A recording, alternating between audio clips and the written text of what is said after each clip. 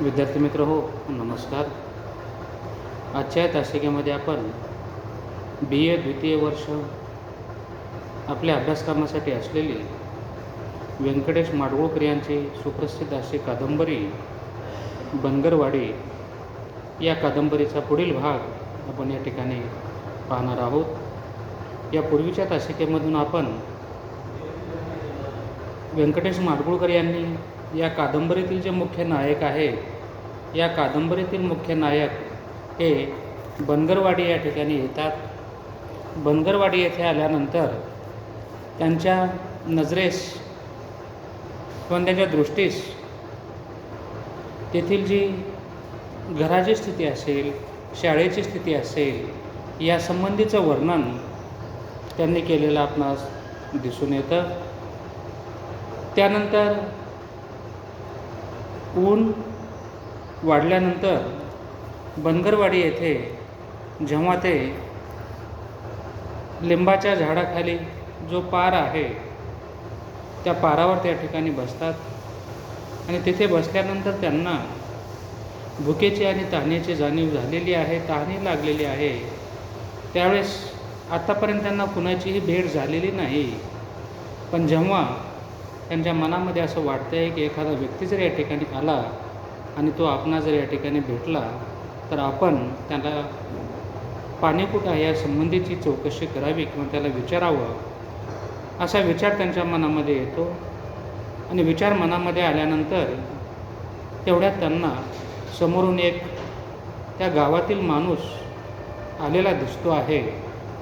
त्याचं वर्णनही या ठिकाणी त्यांनी पुढील प्रमाणे केलेलं आहे.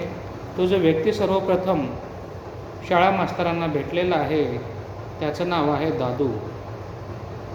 पुढे संबंध कादंबरीवर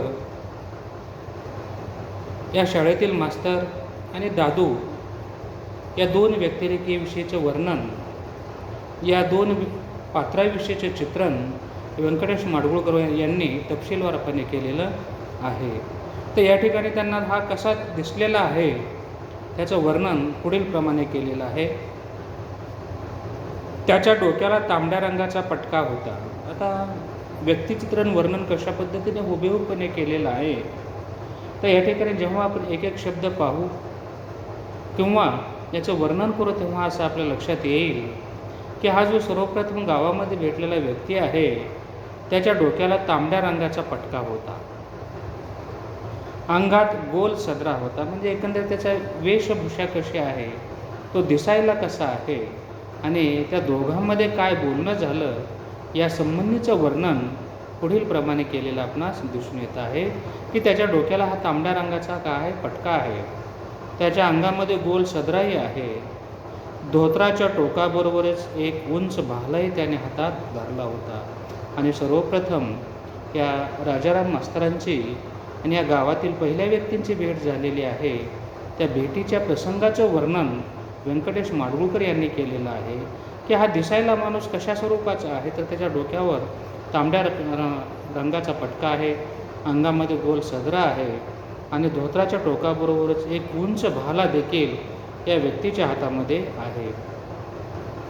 त्याचा चेहरा मोठा आणि लांबोडका होता, गालाचे हाडे वर आले होते, नाक सरळ होते. म्हणजे दिसायला कसा होता, त्याच्या अंगावर कोणत्या स्वरूपाचा पोशाख त्याने परिधान केलेला होता, त्याच्या हातामध्ये नेमकी कोणती वस्तू होती, हाही भाग या ठिकाणी वर्णन केलेला आहे. मिशातले केस काळे करडे होऊन धुरकटल्यासारखे दिसत होते. मुळीच संकोच न दाखविता त्याने आपल्या तांबरल्या डोळ्याने मला पाहून घेतले आणि मिशावरून बोटे फिरवून धुळीत थुंक टाकले. हा जो सर्वप्रथम या ठिकाणी भेटलेला व्यक्ती जो आहे, या दोघांच्या भेटीचे प्रसंग चित्रण व्यंकटेश माडगूळकर यांनी या ठिकाणी पुढील प्रमाणे केलेला आहे. जो भाग आपण या ठिकाणी पाहतो आहोत की त्याचं नाक सरळ आहे, चेहरा मोठा आणि लांबोळका होता, त्याच्या गालाचे जे हाडे आहेत ती वर आलेली आहे, त्याला जे मिशा आहेत ते मिशातील केस काळे करडे झालेले आहेत आणि काळे करडे होऊन धुरकटल्यासारखे तेथे दिसत आहे. त्याला मुळीच संकोच वाटलेला नाही, कारण तो या मूळ गावचाच आहे. त्यामुळे त्याला संकोच, भीती किंवा हा अनोळखी व्यक्ती कोण आहे असा प्रश्नही त्याच्या मनामध्ये आलेला नाही. आणि एक वेळ त्याने निरखून पाहतो आहे आणि निरखून पाहिल्यानंतर या शिक्षकांना पाहिल्यानंतर त्याने काय केलेलं आहे, आपल्या मिशावरून बोटे फिरवलेली आहे आणि समोरच त्याने त्या समोरच्या धुळीमध्ये थुंकी टाकलेली आहे, म्हणजे तोंडातून थुंकतो आहे.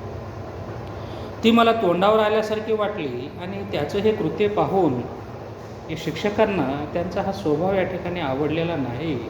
खरं तर त्यांना असं वाटलं की आपण गावामध्ये अनोळखी आहोत. त्याने सहानुभूतीने विचारपूस करायला हवी होती, कोण, कुठले, नाव काय, गावामध्ये कशासाठी आले, अशी साधारणतः चौकशी करणे त्याने अपेक्षित होतं. परंतु त्याने असा एकही शब्द न बोलता उलट उर्मटपणे तो या ठिकाणी पाहतो आहे आणि समोर थुंकतो आहे. म्हणून या शिक्षकांना वाटलेलं आहे की जणू काही त्याने मला पाहूनच या ठिकाणी थुंकलेलं आहे आणि मला त्याची थुंकी ते तोंडावर आल्यासारखे वाटले आहे. उगीच चळबुळ करून मी पाय खाली सोडले आणि इकडे तिकडे बघितले, कारण तो काहीच बोलायला तयार नाही.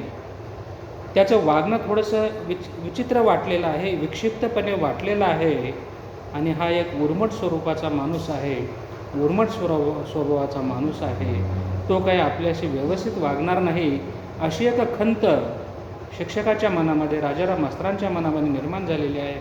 मग त्यानेही त्याला न बोलता किंवा त्याच्या नजरेस नजर न देता त्यांनी आपले पाय खाली सोडले आणि इकडे तिकडे पाहत ते बसलेले आहे.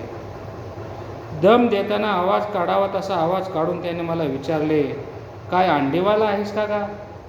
हे ग्रामीण बोलीभाषा जी आहे मानदेश परिसरातील, त्याचं वर्णन इथे केलेलं आपणास दिसून येतं आहे. मग तो इतक्या वेळ त्यांच्याकडे पाहतोच आहे, शिक्षकाकडे, आणि त्यांच्याकडे पाहून शेवटी तो काय करतो आहे, दम काढावा तसा म्हणजे मोठ्या आवाजामध्ये तो बोलतो आहे आणि मोठा आवाज काढून त्यांनी विचारतो आहे, काय अंडीवाला आहेस का? आता खरं तरी ते शाळेमध्ये पहिलाच दिवस आहे, आणखीन त्याने शाळा पाहिलेली नाही, बनगरवाडीमध्ये फक्त प्रवेशच केलेला आहे, तहान आणि भूक लागलेली आहे, आणखीन कोणाचीही ओळख झालेली नाही किंवा इथला गावप्रमुख देखील त्यांचा भेटलेला नाही. ज्या काही नजरेस थोड्याशा बाया पडल्या होत्या त्याही त्यांनी पाहून घरामध्ये गेले आहेत, लहान मुलेही त्या ठिकाणी पळून गेलेले आहेत. आणि या प्रथम दर्शनी हा माणूस भेटल्याबरोबर आपली सहानुभूतीने चौकशी न करता उपहासात्मकपणे, उपरितकीपणे तो म्हणतो आहे की तू अंडीवाला आहेस का अंडी विकणारा आहेस का, किंवा अंडे खरेदी व्यापार करणारा, विक्री व्यापार करणारा तो कोणी आहेस का गा, असा मोठ्या आवाजामध्ये दम दिल्यासारखा हा व्यक्ती शाळा मास्तरांना बोलतो आहे. अशा स्वरूपाची विचित्र वागणूक पाहून शाळा मास्तरांना थोडंसं वाईट वाटलेलं आहे आणि ते त्याला काहीही न बोलता थोडा वेळ शांत बसतात आणि उलट तोच पुढे आणखीन काही प्रश्न करतो आहे आणि तो कादंबरीकार त्या दोघांच्या प्रसंगभेटीचं वर्णन करताना शाळा मास्तरांनी हा दादू यांच्यातील जे संवाद आहेत त्या संवादाचंही वर्णन या ठिकाणी करतात आणि दोघांमध्ये प्रथमदर्शनी भेट कशी झाली या संबंधीचं चित्रण त्यांनी केलेलं आहे. याचाही विचार आपण करणार आहोत. आजच्या तासिकेमध्ये इथेच थांबूया. या दोघांमध्ये जी चर्चा झालेली आहे त्याचा विचार आपण पुढील तासिकेत करूयात. धन्यवाद.